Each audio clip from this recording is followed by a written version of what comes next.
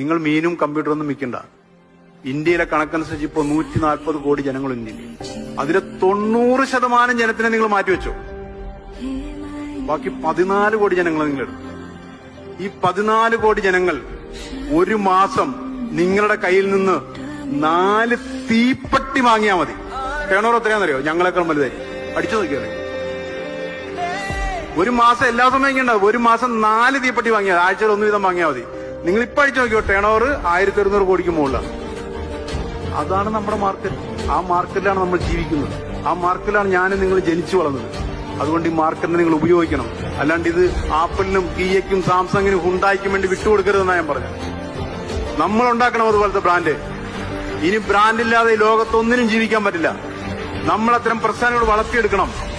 എന്തിനാണ് നമ്മുടെ സംസ്ഥാനത്തെ ഒരു ഉപഭോക്തൃ സംസ്ഥാനമാക്കി മാറ്റിക്കൊണ്ടിരിക്കുകയാണ്.